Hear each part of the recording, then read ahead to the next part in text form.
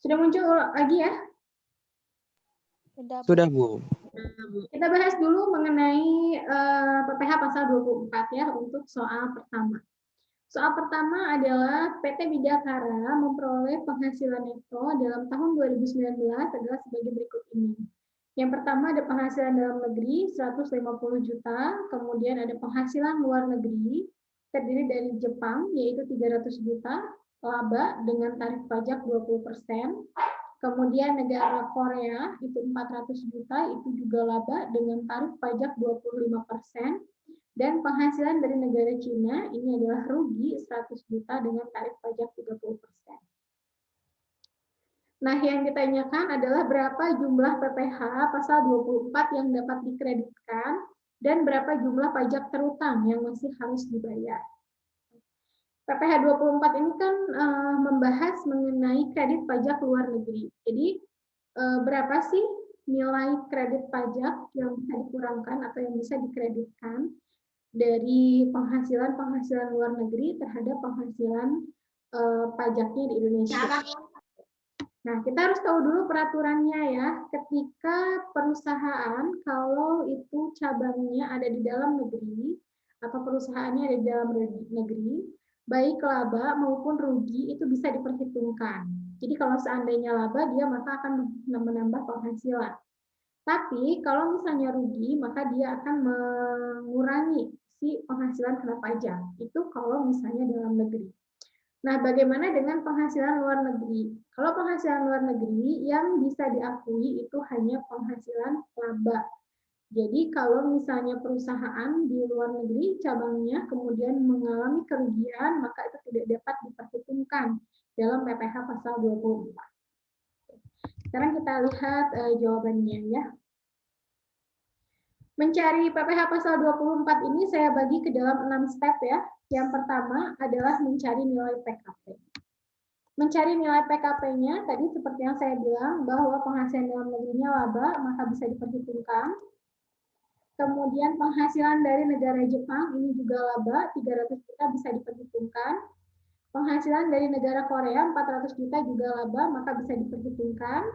Tetapi penghasilan dari negara Cina, karena dia rugi 100 juta, maka tidak bisa diperhitungkan. Jadi total penghasilan kena pajaknya adalah 850 juta. Berasal dari 3 negara ya, dari dalam negeri, dari Jepang, dan dari Korea. Sampai sini bisa dimengerti mengenai aturan pengakuan penghasilan? Bisa, Bu. Next ya. Langkah yang kedua adalah mencari pajak terutang. Nah, seperti kita ketahui bahwa pajak penghasilan di sini adalah PPh 21 badan. Jadi untuk PPh 21 badan adalah nilainya 25% saat ini. Kecuali misalnya jika ada pelonggaran. Sekarang kan ini lagi pandemi ya, beberapa perusahaan pasti ada yang mengalami kesulitan keuangan. Nah, ada nih kebijakan pemerintah untuk pelonggaran misalnya, tapi ini yang berlaku secara umum ya di soal ini, karena kan tahunnya 2019, jadi tarifnya adalah 25%. Ini tarif PPh 21 badan. 25% dikalikan penghasilan kena pajak, jadilah 850 juta dikali 25%, hasilnya 212.500.000. Ini untuk mencari pajak terutang. Selanjutnya adalah mencari nilai pajak yang dikenakan di luar negeri. Nah, kita tadi soalnya udah ada ya.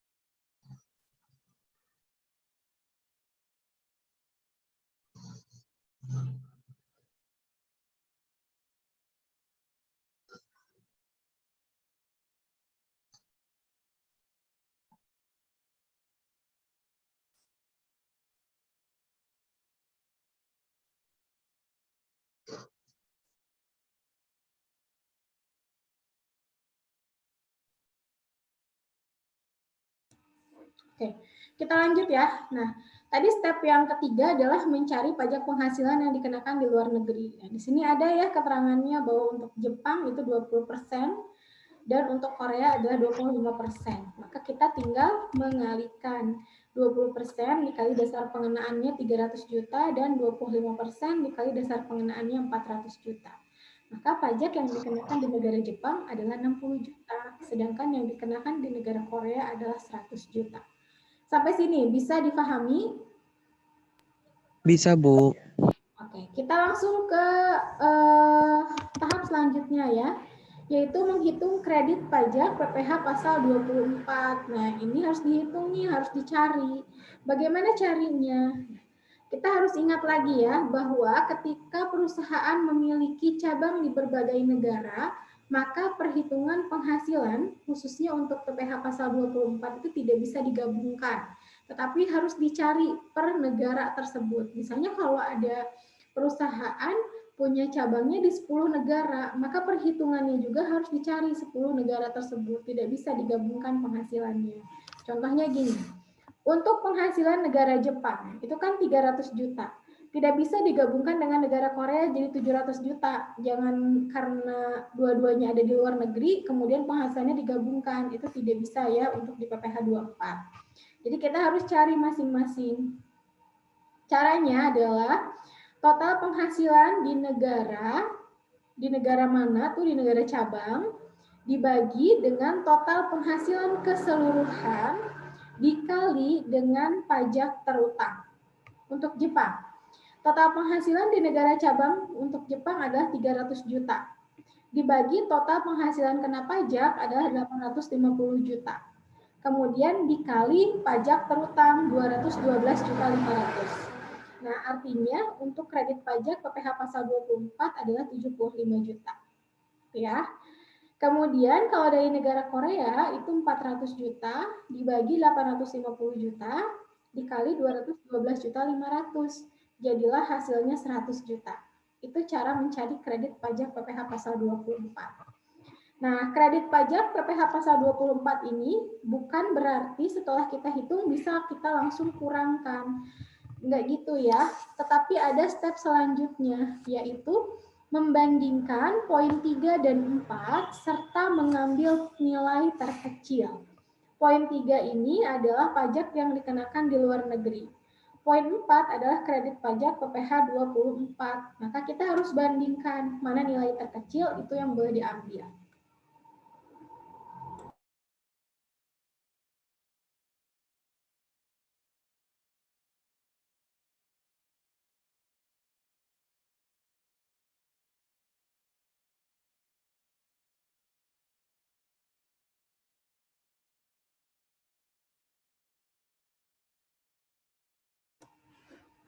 Nah, kita bandingkan nih untuk negara Jepang. Negara Jepang itu dikenakan pajak di negaranya adalah 60 juta. Sedangkan perhitungan PPh 24 adalah 75 juta. Nah, maka kita boleh ambil nilai yang terkecil, yaitu 60 juta. Sedangkan untuk negara Korea, antara nilai pajak yang dikenakan di luar negeri dengan perhitungan PPh pasal 24 itu sama ya, 100 juta juga 100 juta. Maka kita tidak perlu membandingkan, langsung aja ambil 100 juta. Kemudian barulah yang terakhir kita bisa menghitung berapa nilai pajak terutang. Perusahaan ini kan tadi menghitung PPh 21 badan. Dia menghitungnya adalah 212 juta 500 yang harus dibayar. Nah, tapi karena dia sudah dikenakan pajak di luar negeri, maka diizinkan untuk memotong atau untuk mengurangi pajaknya. Pengurangannya dilihat di poin kelima, yaitu 60 juta dan 100 juta. Maka yang tadinya perusahaan harusnya bayar 212 juta 500, dia sekarang nggak usah bayar full karena sudah ada pengurangan. Maka sisa yang harus dibayar adalah 52 juta 500 ribu.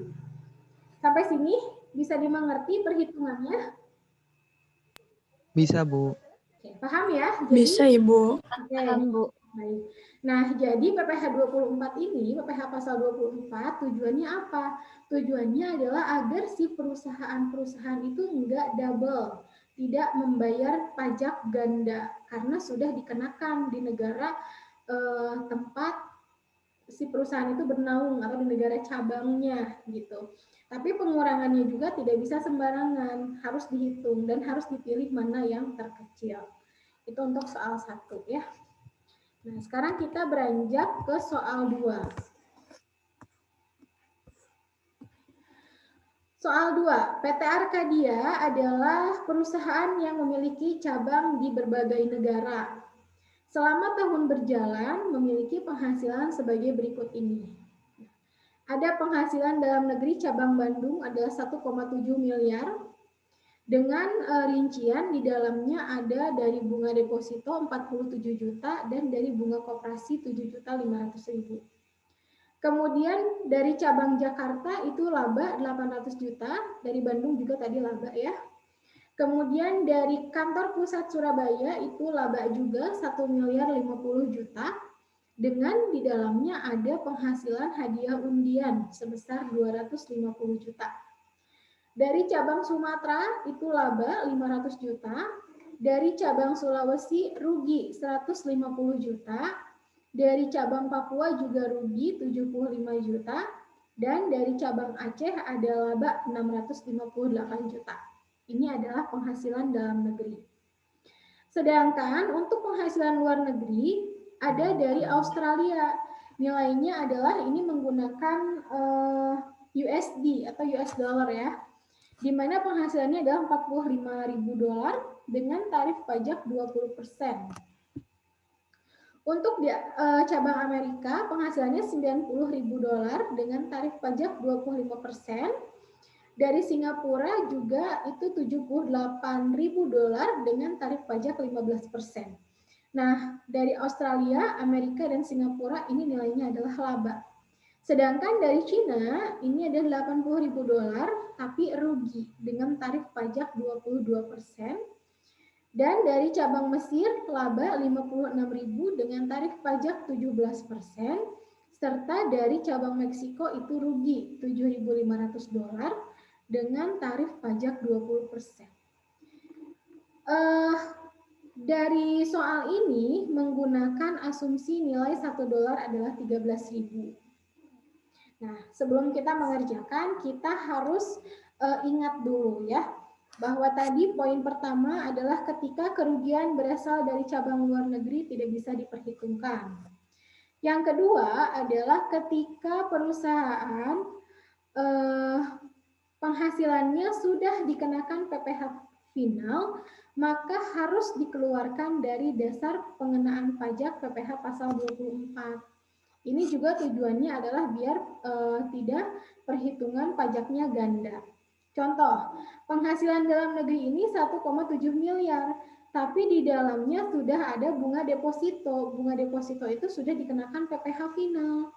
Jadi, kalau dihitung lagi PPh 21, 1,7 miliar, maka yang nilai 47 juta ini dikenakan PPh 2 kali.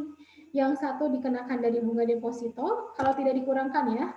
Terus yang kedua, 47 juta ini dikenakan lagi PPh 21. Kalau misalnya kita tidak dikurangkan. Maka dari itu muncul peraturannya. Ketika PPh atau ketika penghasilan sudah dikenakan pajak final, maka harus dikeluarkan dari nilai dasar pengenaan pajak penghasilan badan. Sampai sini ngerti apa yang saya bicarakan? Insya Allah ngerti, Bu. Kita coba lihat dulu ya di jawabannya. Nah, ini. Penghasilan dari cabang Bandung dulu ya. Cabang Bandung itu ada 1,7 miliar. Tapi di dalamnya ada 47 juta dan ada 7.500.000. Ini harus dikurangkan atau dikeluarkan dari penghasilan 1,7 miliar. Jadi caranya adalah 1,7 miliar dikurangi 47 juta dikurangi 7.500.000. Jadi penghasilannya adalah 1.645.500. Ini dasar pengenaan pajak untuk penghasilan badan. Kalau dari cabang Jakarta itu penghasilan murni 800 juta. Nah, ini juga dari kantor pusat Surabaya. Hadiah undian itu udah kena pajak 25%. Jadi harus dikeluarkan. Yang tadinya 1.050 juta, maka kurangkan 250 juta. Sehingga yang dikenakan PPh badan hanya 800 juta. Kan kebayang ya, kalau 250 juta ini tidak dikeluarkan, maka dia dikenakan pajak 2 kali. Yang pertama dari hadiah undian 25%. Sekarang dikenakan lagi PPh 21 25%. Jadi dikenakan PPh-nya 50%. Maka dari itu ini harus dikeluarkan dari nilai penghasilan atau dari nilai dasar pengenaan pajak penghasilan. Lanjut ya. Untuk cabang Sumatera laba ini penghasilannya sudah murni, tidak perlu dikurangkan lagi. Untuk cabang Sulawesi kerugian karena dalam negeri bisa diperhitungkan. Cabang Papua juga kerugian dalam negeri bisa diperhitungkan. Dan cabang Aceh ini laba penghasilannya sudah murni 658 juta. Nah, sekarang cabang Australia. Ini 45.000 kan masih dalam bentuk dolar. Jadi kita tinggal kalikan 13.000. Jadi 45.000 dikali 13.000 dolar hasilnya adalah 585 juta. Begitu juga dengan penghasilan Amerika. Dikalikan 13.000 dolar hasilnya adalah 1.170 juta. Dan dari Singapura adalah 1.014 juta. Sedangkan untuk dari Cina, karena Cina kerugian, maka kita tidak bisa menghitung atau mengurangkan si penghasilan tersebut. Karena aturannya kalau kerugian dari luar negeri tidak boleh diperhitungkan. Untuk Mesir itu ada 728 juta, dan untuk Meksiko juga kerugian tidak bisa dikurangkan. Jadi total penghasilan neto untuk Arcadia adalah 7.675.500.000 rupiah. Sampai sini bisa dimengerti perhitungan penghasilan neto? Bisa, Bu. Bisa, Bu. Bisa, Bu. Kalau bisa, Bu. Clear ya? Ini untuk tahap pertama. Tahap yang kedua adalah kita cari dulu PPh 21 badan, di mana tarifnya adalah 25%. Bisa kita lihat di sini. 25% dikali 7.675.500.000. Ini adalah total penghasilan neto. Maka jumlah PPh yang harus dibayar, jumlah PPh 21 badan adalah 1.918.875.000 rupiah dari 25% dikali penghasilan neto. Itu tahap yang kedua. Tahap yang ketiga adalah kita mencari PPh yang dikenakan di luar negeri. Nah, ini sudah tertera ya, Australia tarif pajaknya 20%. Berarti tinggal kita kalikan 20% dikali penghasilan neto 585 juta.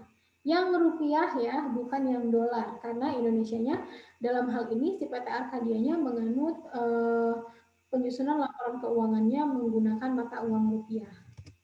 Jadi hasilnya 117 juta untuk Australia. Untuk Amerika tarif pajaknya 25%. Dikali 1.170 juta, maka hasilnya 292.500.000. Sedangkan untuk Singapura adalah 1.014 juta dikali 15%. Jadi hasilnya 152.100.000. Dan untuk Mesir itu 17%. Dikali 728.000, hasilnya 123.760.000. Udah ya, karena Cina dan Meksiko itu rugi, maka tidak ada pajak yang dikenakan. Jadi total PPh yang dikenakan di luar negeri adalah 685.360.000. Kita tinggal mengalihkan ya, di sini tarif pajaknya sudah tertera dikali dengan penghasilan neto. Sampai sini bisa dimengerti? Bisa, Bu.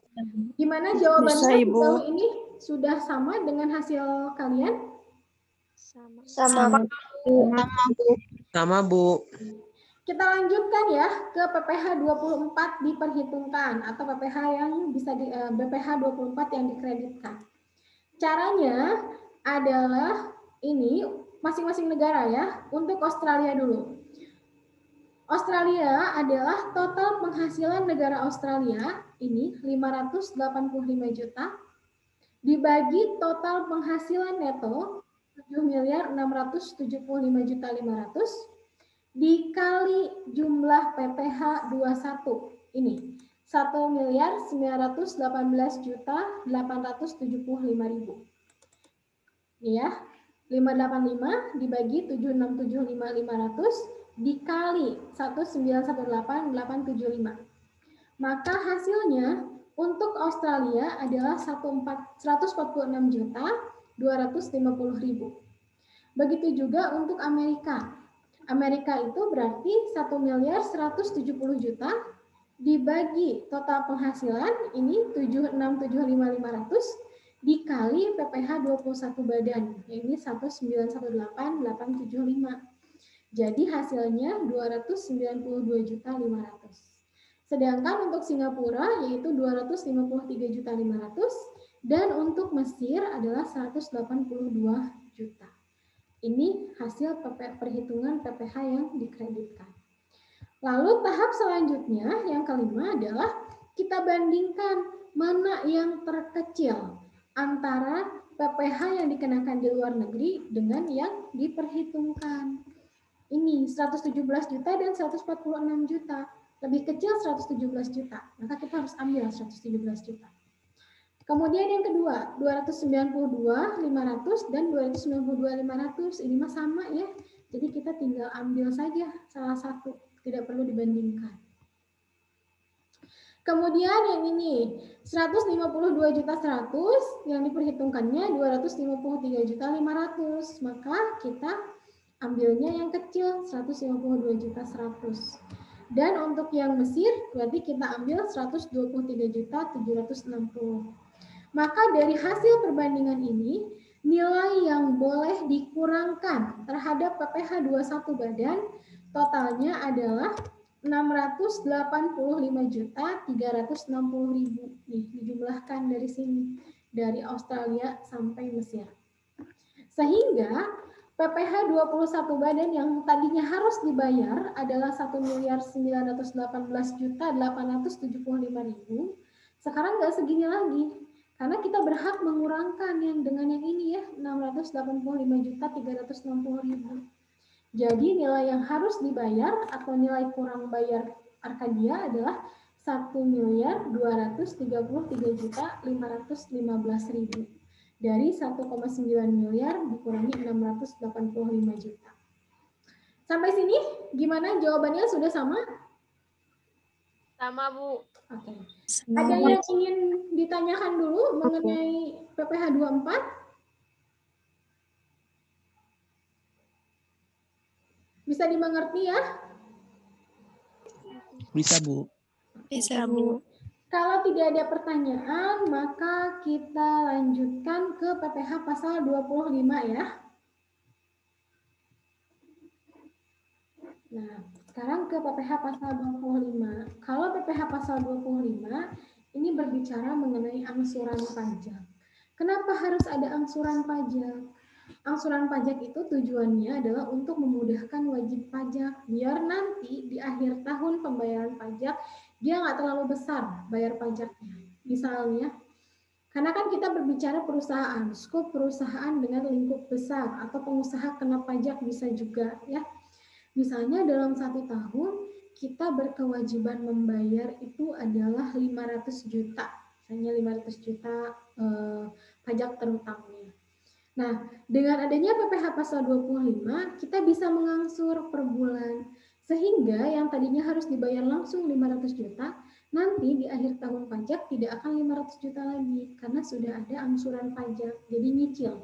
Tujuannya dari PPh pasal 25 ini adalah untuk memudahkan si wajib pajak, biar nanti di akhir dia tidak terlalu besar dalam membayar pajak. Itu ya, angsuran PPh pasal 25. Nah, tapi PPh pasal 25 ini juga dalam perhitungannya ada aturannya. PPh pasal 25 itu dasarnya adalah pajak penghasilan tahun sebelumnya.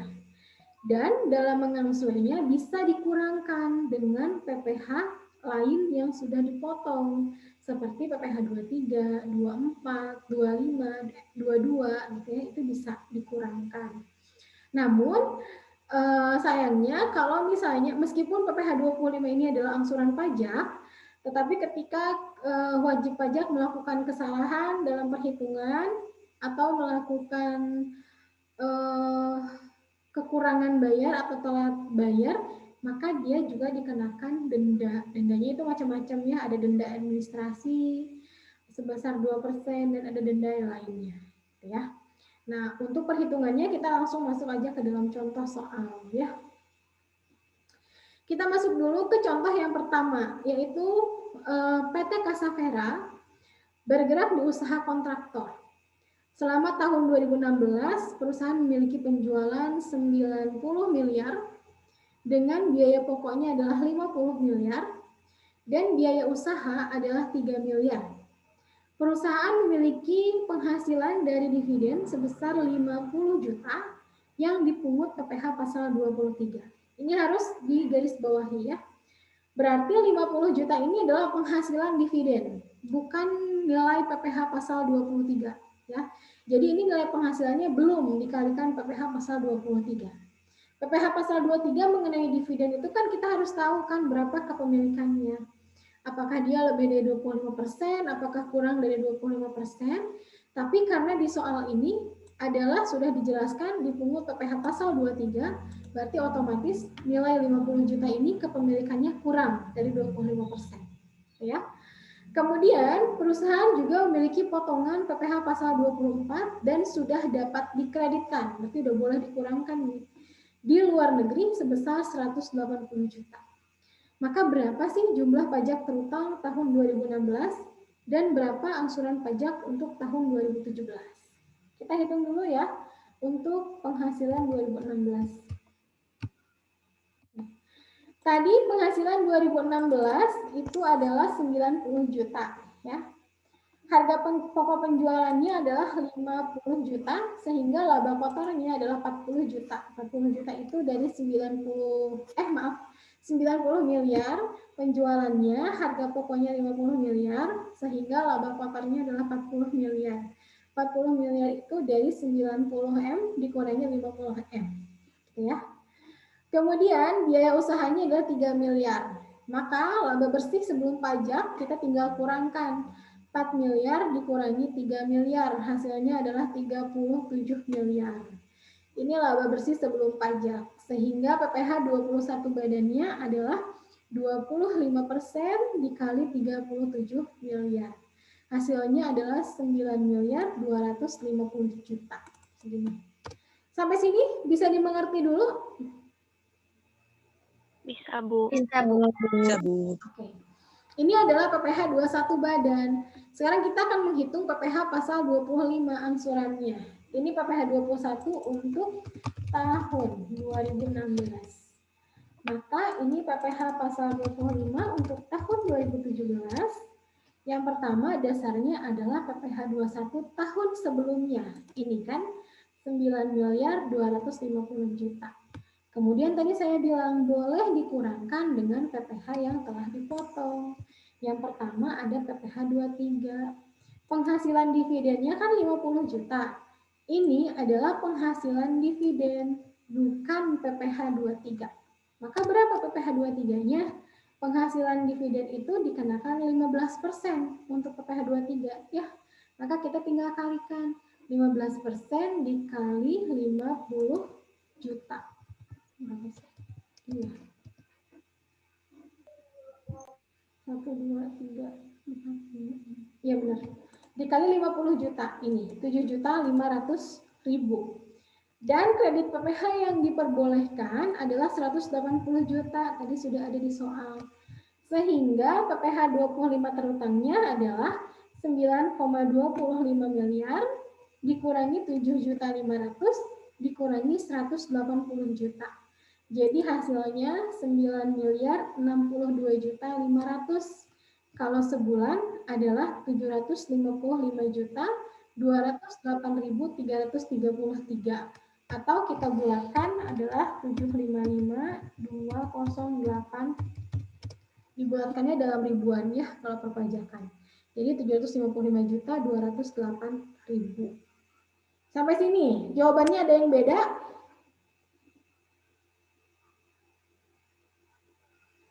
Semuanya beda. Untuk hasil akhirnya sama, Bu, cuman ininya teh di ini jadi Bu kayak mencari PKP dulu, terus yang B PPh pasal 21 terus pengurangan pajak yang diperbolehkan, sama nilai PPh pasal 25. Jadi kalau ibu itu dilangsungin mungkin ya, kalau yang Oke. Tapi ya, hasil akhirnya betul segini ya 750 Bu, juta. ya Bu sama. Baik. Yang penting Sama, Bu. hasil akhirnya tidak jauh beda ya. Urusan nanti perjalanan berhitungnya atau step by step-nya itu silakan. Anda boleh cari cara tersendiri ya. Tapi sejauh ini mengerti ya bagaimana menghitung PPh 25? Insya Allah ngerti, Bu. Insya Allah ngerti Bu. Baik, sekarang kita lanjut ya ke soal yang kedua. Nah, hitunglah nilai kewajiban pajak dan nilai angsuran pajak PT Arcadia selama tahun-tahun berikut. Jadi ada berapa tahun nih? 1, 2, 3, 4, 5, 6. Ada 6 tahun dari 2013 sampai 2018 dan asumsinya tidak ada pengurangan pajak. Kita harus notes lagi ya. Ketika perusahaan mengalami kerugian, maka boleh dikompensasikan selama berapa tahun? 5 tahun, Bu. 5 tahun. Oke, jadi kalau perusahaan rugi, dia masih bisa dikompensasi ke tahun-tahun sebelumnya. Sepanjang nilai ruginya itu belum memenuhi batas waktu maksimal, yaitu batas waktu maksimalnya 5 tahun. Kita lihat ya caranya. Nah, tahun 2013, perusahaan itu punya nilai kerugian sebesar 700 juta. Maka PKP-nya adalah nihil.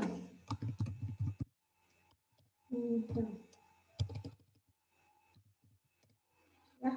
Orang rugi apa yang mau dipajaki, bukan? Jadi tidak ada pendapatan kena pajak. Maka kalau nggak ada pendapatan kena pajak, ininya juga nol. Ini juga nol. Kemudian tahun 2014 ini laba. Oh ya, sebentar. 700 juta ini kita bisa keep atau kita bisa pegang, bisa kompensasikan sampai dengan 5 tahun. Berarti kalau 2013 masa kompensasinya sampai dengan 2018. Tinggal 2013 saja tambah 5, jadi 2018. Jadi bisa kita kompensasikan sepanjang nilainya belum habis. Kalau 700 juta berarti dikompensasinya 700 juta sampai habis, bukan berarti tiap tahun 700 juta gitu ya. Nah, contohnya ini 2014. 2014 ini mengalami laba 600 juta. Karena kita bisa punya nilai kompensasi 700 juta dari tahun sebelumnya, jadi nilai PKP kita masih nihil karena belum bisa menutup kerugian. Ruginya 700 juta, labanya 600 juta, kan belum ketutup tuh. Masih ada nih sisa kerugian 100 juta. Kemudian di tahun 2015, kita punya laba lagi 500 juta. PKP-nya kan harusnya 500 juta ya. Tapi karena kita punya sisa rugi 100 juta di sini, maka pendapatan kena pajak kita hanya 400 juta. Soalnya sisa kerugiannya belum habis dan masanya masih ada jangka waktu. Jadi nilainya adalah 400 juta. Dari 500 juta dikurangi 100 juta. Jadilah 400 juta. Sampai sini mengerti? Mengerti, Bu. Oke, Bu. Ngerti, Bu. Baik, karena 2015 ini kita punya PKP, maka kita harus hitung PPh 21 badannya sebesar 25%. Sini ya, 25% dikali 400 juta. Nilainya adalah 100 juta. Sehingga PPh 25 sebulannya untuk 2016 ini adalah tinggal 100 juta dibagi 12, jadilah 8.333.000 aja ya kalau dibulatkan. Kemudian tahun 2016 ini ada rugi lagi 350 juta. Berarti kita bisa keep untuk tahun selanjutnya. Ternyata tahun selanjutnya ini laba 200 juta. Nah, bisa dikurangi ya. Karena ini 350 juta, ini masih lebih kecil 200 juta, maka PKP kita adalah nihil. Dengan sisa kerugian yang bisa dikompensasi adalah 150 juta. Dari 350 dikurangi 200 juta. Tahun 2018-nya alhamdulillah laba nih sebesar 550 juta. Karena kita punya sisa kerugian 150 juta, maka PKP kita adalah 400 juta. Dari 550 juta dikurangin 150 juta. Dengan demikian, PPh 21-nya sama, yaitu 25% dikali 400 juta, yaitu 100 juta, dan untuk PPh 25 sebulannya, tinggal 100 juta dibagi 12, yaitu 8.333.000. Jadi itulah cara pengakuan kerugian dalam PPh 25, yaitu batasnya adalah 5 tahun. Kalau lebih dari 5 tahun, sedangkan kita masih punya sisa kerugian, kita nggak bisa mengakui. Ya. Sampai sini bisa dimengerti? Insya Allah bisa, Bu. Bisa, Bu. Kita lanjut ke soal selanjutnya ya, yaitu nomor 3. Pajak penghasilan berdasarkan SPT tahunan 2016 untuk PT Taruman Negara adalah 75 juta. Berarti 75 juta ini adalah pajak penghasilan, bukan nilai penghasilan. Kita tidak perlu cari lagi PPh 21-nya. Karena di sini sebutkan pajak penghasilan adalah 75 juta. Dengan pajak yang telah dipotong adalah 2 juta untuk PPh 22 dan 6.500.000 untuk PPh 23. Kemudian PPh yang dibayarkan di luar negeri adalah 34 juta dan berdasarkan perhitungan PPh pasal 24 yang bisa dikreditkannya hanya 32 juta. Berapakah angsuran PPh pasal 25 untuk tahun 2017? Itu pertanyaannya. Kemudian pada bulan Mei, Dirjen Pajak menerbitkan surat ketetapan pajak kurang bayar yang menyatakan bahwa nilai perhitungan PPh 25 ini, nilai pajak penghasilan seharusnya 75 juta. Hitunglah berapa nilai pajak yang masih harus dibayar oleh PT Taruman Negara. Serta hitunglah nilai angsuran pajak per bulan yang harus dibayar dari bulan Juni sampai Desember. Oke, kita hitung dulu satu-satu ya untuk yang soal 3. Yang pertama tadi ada data PPh 21 terutangnya adalah 75 juta di sini ya.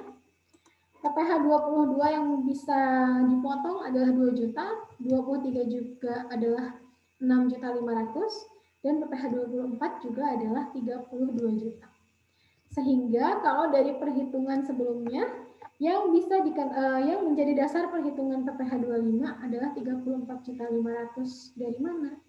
Dari 75 juta dikurangi 2 juta dikurangi 6.500.000 dikurangi 32 juta. Jadilah 34.500.000. Maka pajak penghasilan terutangnya adalah 34.500.000 dibagi 12. Ya. Sampai sini bisa dimengerti? Bisa, Bu. Bisa, Bu, insya Allah. Ini hanya berlaku dari Januari sampai Mei. Karena di bulan Mei itu terbit SKPKB. Jadi nilai 2.875 ini kita berlakunya dari Januari sampai Mei. Ternyata Mei terbit SKPKB yang menyatakan bahwa dasar pengenaan PPh 25 itu harusnya 75 juta loh di sini. Bukan 34.500.000. Jadi kesalahannya adalah di PPh 21 terutang. Karena dia minta nilainya 75 juta, berarti PPh 21 terutang ini adalah 115.500.000. Caranya adalah kamu tinggal kurangkan ya, karena kan ini diketahui nih. Dia bilang seharusnya PPh itu 75 juta. Kemudian dasar pengenaan yang kita hitung adalah 34.500.000 sini. Berarti kan selisihnya 40.500.000. Nah, nilai PPh itu berarti seharusnya 75 juta ditambah 40.500.000. Jadilah 115.500.000. Sampai sini mengerti? Ngerti, Bu. Kalau nggak ngerti kamu boleh nanya lagi ya. Nah, sekarang berarti karena kita sudah punya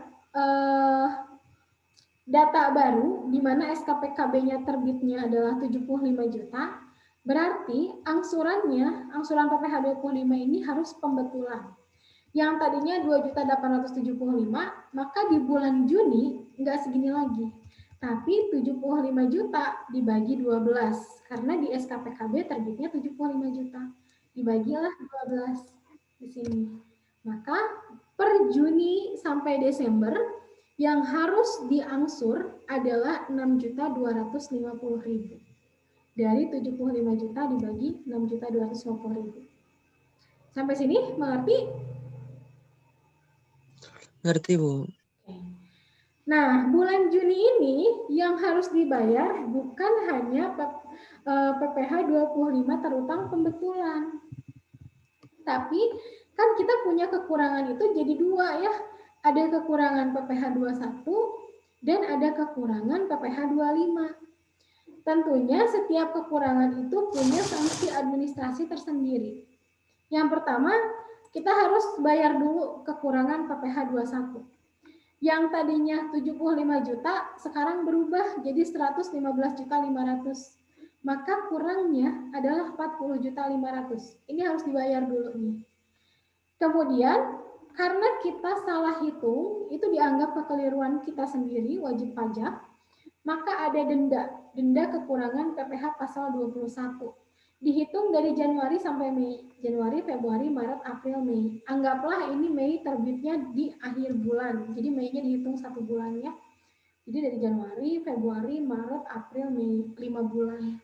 5 bulan, keterlambatannya dendanya 2%, dikali dengan selisihnya 40.500.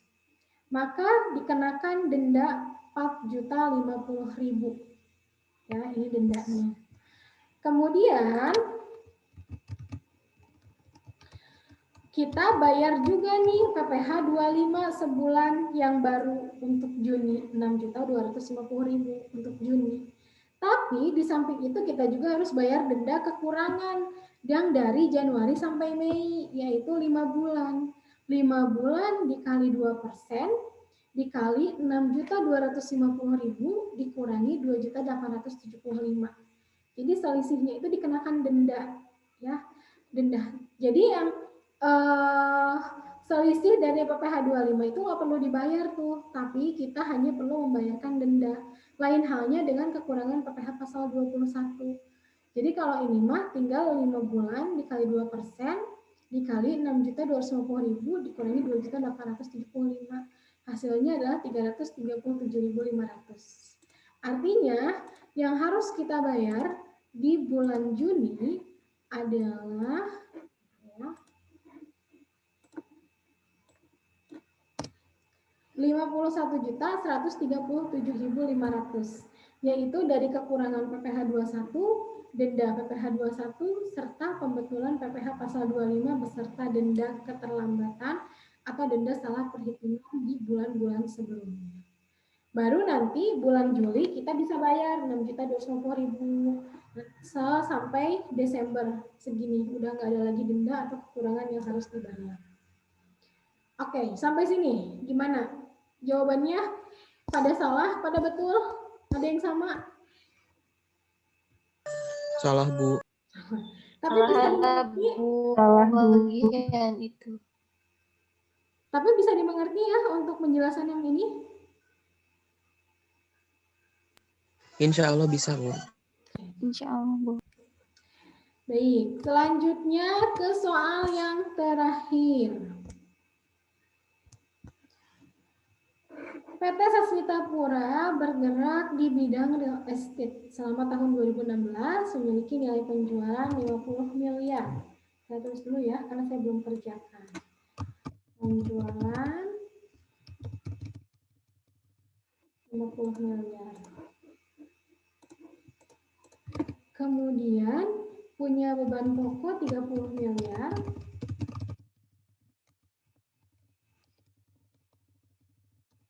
Berarti di sini ada faktor ya. Kemudian punya beban usaha 1 miliar.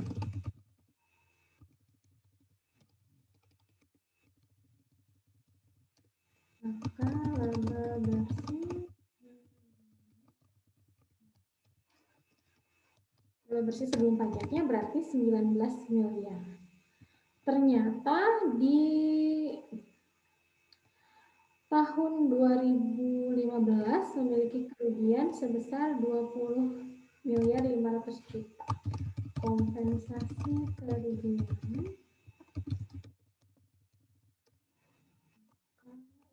dasar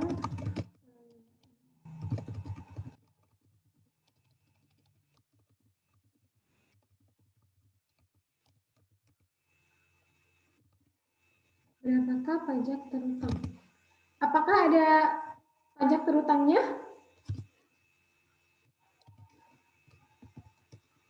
Coba. Apakah untuk tahun 2016 dia punya pajak terutang enggak? Pertanyaannya Bu itu. Nah, dia punya pajak terutang enggak kalau kayak gini perhitungannya? Dasar pengenaan pajaknya ada enggak? Apa nihil atau ada? Nih. Di sini nihil ya. Karena labanya Nihil, Bu. Karena labanya 19 miliar, ternyata kompensasi kerugiannya adalah 20.500.000.000. Jadi dasar pengenaan pajaknya adalah nihil. Adakah angsuran pajak tahun 2017?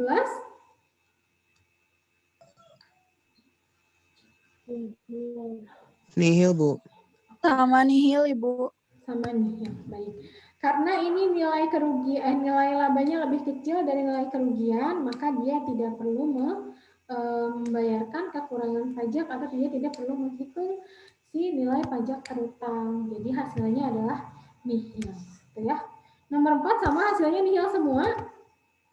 Sama, Bu. Sama, Bu. Sama, Ibu. Nah, itulah untuk perhitungan PPh pasal 25. Sampai sini bisa dimengerti perhitungannya? Insya Allah bisa, Bu. Bisa, Ibu. Oke. Ada pertanyaan dulu untuk PPh pasal 24 sama 25? Sudah cukup? Cukup, Bu. Baik. Kalau sudah cukup, saya rasa materinya sudah saya sampaikan, sehingga nanti kita untuk UAS materinya adalah PPh 23, 24, dan 25. Ada 3 ya. Adapun untuk absen seperti biasa nanti saya rekapkan dan akan saya berikan, serta untuk nanti yang kurang-kurang absennya silakan diisi dengan lengkap sampai dengan pertemuan berapa berarti? 15 ya? 14? Oh iya, 15 ya. 14, Ibu.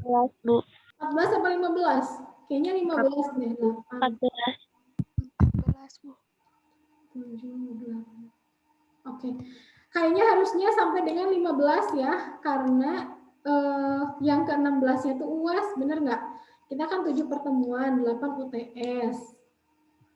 Kemudian 9. Iya, Bu, betul. Harusnya 15. Nah, harusnya 15. Nanti saya revisi lagi ya, sampai dengan 15 pertemuan. Oke. Tidak ada pertanyaan? Atau apakah ada yang ingin ditanyakan? Salah pertanyaannya. Apakah ada yang ditanyakan? Ibu mau nanya, kalau materi yang barusan jawaban yang itu mau di-share nggak Bu di GC? Saya share ininya aja ya, recordingnya aja ya di YouTube ya. Baik, Bu. Iya. Oh ya, Baik, karena Bu. jawabannya udah ada di Excel juga, biarin saya share aja di Excel. Nanti saya share semua ya. Ibu, Baik, maaf Bu. kemarin Akbi lupa absen, Bu. Bagaimana yang absen terakhir? Nanti saya Kelewat. buka lagi hari ini. Bu, saya juga lupa absen, Bu. Saya buka lagi hari ini absennya semua ya. Baik, Bu. Terima kasih. Baik, terima kasih. Terima kasih, Bu. Ada lagi pertanyaannya? Mungkin cukup, Bu. Kalau sudah tidak ada, ya, kalau sudah tidak ada pertanyaannya, kelasnya akan saya akhiri. Terima kasih atas kehadirannya hari ini. Mudah-mudahan materinya bermanfaat dan bisa dipahami dengan baik. Mohon maaf jika ada kesalahan. Mudah-mudahan kita semua sehat selalu. Terima kasih. Assalamualaikum warahmatullahi wabarakatuh. Waalaikumsalam. Waalaikumsalam warahmatullahi wabarakatuh. Waalaikumsalam warahmatullahi wabarakatuh.